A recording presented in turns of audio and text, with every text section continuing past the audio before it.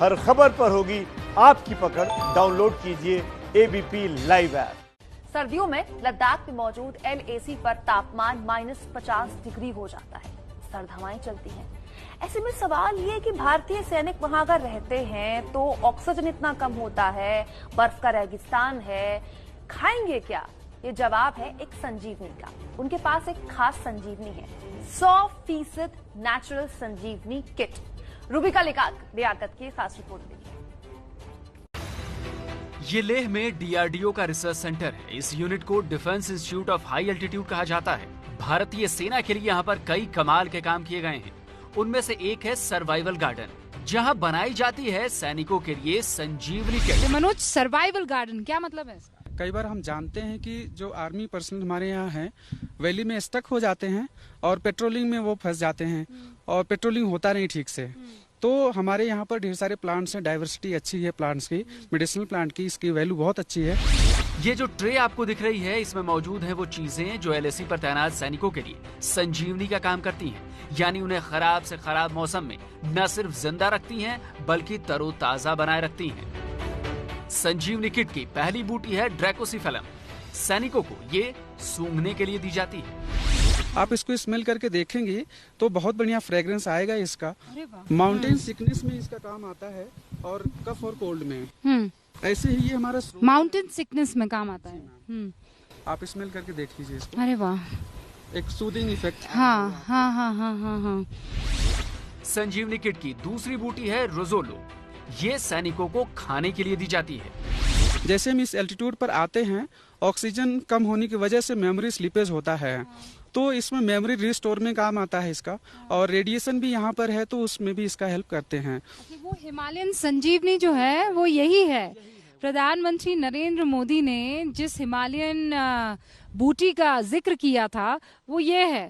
संजीवनी kit की तीसरी बूटी है लाचू। ये भी सैनिकों को खाने के लिए दी जाती है। इसमें ढेर सारा विटामिन है, मिनरल्स है इसमें, और पानी से ये भरा हुआ है, तो इसको खा लेने तो एज ए थर्स्ट क्वेंचर, प्यास बुझाने का काम आता है। ऐसे ही ये हमारा छील के और खा लेना है एज ए सैलड्स। प्यास नहीं लगेगी मैम। और यूरोपियन कंट्री में इसको एज सैलड्स भी यूज किया जा रहा है अभी। बहुत खट्टा है, विटामिन C बहुत है, एंटीऑक्सीडेंट रिच है ये। इसके अलावा संजीवनी किट में होती है वाइल्ड ओरिगानो और सोमलता। ऐसे ये क्या काम आता है? ये हमारे यहाँ ग्रीन टी हम बनाए हुए हैं स्पेशली। अच्छा। यहाँ पर जो ट्रूप्स हैं उनको हम फ्री ऑफ कॉस्ट अवेलेबल कराते हैं। इसका नाम है सोमलता। लद्दाख सोमलता, सोमरस के नाम से आप जानते हो। हाँ हाँ, सोमलता। 1 डेज का डोज होता है ये, क्योंकि हम यहाँ पर जब आते हैं तो ऑक्सीजन प्रेशर कम है, सांस फूलती है। सिर्फ 2? हाँ, 2-3 डोज। जी मैम, 1 डेज का डोज हो जाता है। इन सब के अलावा संजीवनी किट में एक सुपर फूड भी रखा जाता है। ये सैनिकों की ताकत को कई गुना बढ़ा देता है। फायदा ये है कि क्योंकि यहाँ पर बहुत सारा लाइट है, रेडिएशन होता है, तो स्किन में हेल्प करता है, डाइजेशन में हेल्प करता है, स्किन को ये ठीक रखता है। चलता फिरता अस्पताल है ये सैनिकों का। और चीनी कहते हैं कि वो बर्फीली इन चोटियों में रह नहीं पाएंगे, जबकि इंतजाम है बरसों बरस जी लेने का।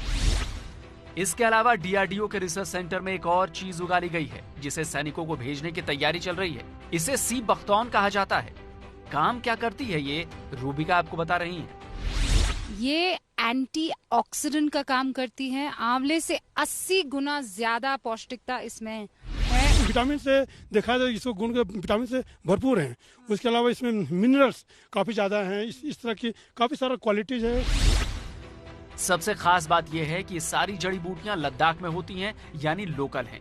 LAC पर भेजने से पहले सैनिकों की बाकायदा इसके लिए ट्रेनिंग होती है और उन्हें इनकी पहचान कराई जाती है, जिससे जरूरत के मुताबिक इसका वो इस्तेमाल कर सके। भारतीय सेना के लिए DRDO की तैयारियां सिर्फ इतनी ही नहीं है। कभी इस इलाके में गिनी चुनी 4-5 सब्जियां होती थी, लेकिन अब हर सब्जी यहां उगाई जा रही है। कौन कौन सी तकनीक का इस्तेमाल हो रहा है, इसके लिए आपको दिखाते हैं ज्ञानेंद्र तिवारी की एक्सक्लूसिव रिपोर्ट। मुझे जानकारी मिली है कि 1962 में इन इलाकों में यानी 11,000 फीट की ऊंचाई पर सिर्फ 4 ही सब्जियां उगा करती थी। और उन्हीं सब्जियों के बीच इस वक्त मैं खड़ी हुई हूँ। यानी गोभी हो गई, वो उधर की तरफ बंद गोभी हो गई, यही वो सब्जियां थी जो इस टेरेन में उगा करती थी। लेकिन अब 78 ऐसी सब्जियां हैं जो डीआरडीओ में इस वक्त उगाई जाती है और किसानों को उगाने के वो सारे तरीके सिखाए जाते हैं ताकि सैनिकों को किसी तरह की कोई परेशानी ना हो। इसे वर्टिकल फार्मिंग कहते हैं, पर इंच मोर क्रॉप। यहाँ पर आप देखिए टमाटर उगाए जा रहे हैं। तो मान लीजिए अगर आप फॉरवर्ड इलाके में हैं और आपने इस तरीके से ग्रीन हाउस इफेक्ट के साथ एक ग्रीन हाउस तैयार कर दिया तो बिल्कुल पर इंच मोर क्रॉप की पूरी तैयारी यहां पर दिख सकती है आपको। ये देखिए रंग देखिए आप इसका। ये हमारे सेना के जवानों को दिया जा रहा है। तरबूज, ये गर्मी का फ्रूट है। देखिए साइज देखिए आप, इसकी साइज देखिए। और मैं बता दूं मैं कहीं और नहीं, मैं लेह में मौजूद हूँ। हाँ, वजन तो है, हल्का नहीं है। नहीं बहुत हल्का भारी बिल्कुल है, नहीं है। बहुत भारी और है। जो रूबिका कह रही हैं लेह लद्दाख की पहाड़ियों के बीच में ये उत्पादन हो रहा है। गर्मी वाला जो है वो फ्रूट यहाँ पर उग रहा है बर्फीली वादियों में। ये डीआरडीओ का कमाल है। वाटरमेलन, ये सॉइललेस है। देखिए इसमें सॉइल नहीं है, पत्थर है, बस पत्थर है। क्ले बॉल्स कहते हैं इसे। देखिए कितनी आसानी से। और वहां फॉरवर्ड एरियाज में टेरेन कुछ ऐसा ही होता है, मिट्टी नहीं होती है, बगैर मिट्टी के सॉइललेस है ये। This is really gold mine. जहाँ भी हमें मिट्टी में हाथ डालिए होना है, गोल्ड माइन है। तो सर ये कैसे, मतलब कैसे हो सकता है कि मिट्टी में उग के आ रहे हैं ये? मतलब बगैर मिट्टी में जो पानी है इसके अंदर हम टाइम टू टाइम न्यूट्रिएंट्स डालते हैं। और इसमें आप ये जो है न्यूट्रिएंट्स डाल। और न्यूट्रिएंट्स कैसे, किस लिक्विड फॉर्म में न्यूट्रिएंट्स आते हैं जो हाँ। प्लांट की ग्रोथ के लिए तो- जरूरी है, वो इसमें टाइम टू टाइम डाले जाते हैं। अच्छा जी तो बेसिकली आप साथ में बीज भेज दें वहाँ फॉरवर्ड एरियाज में। जी बिल्कुल। और न्यूट्रिएंट्स भेज दें। जी। और ये बंकर में भी छोटे स्पेस में ये उगाया जा सकता है। छोटे स्पेस में भी ये उगाया जा सकता है।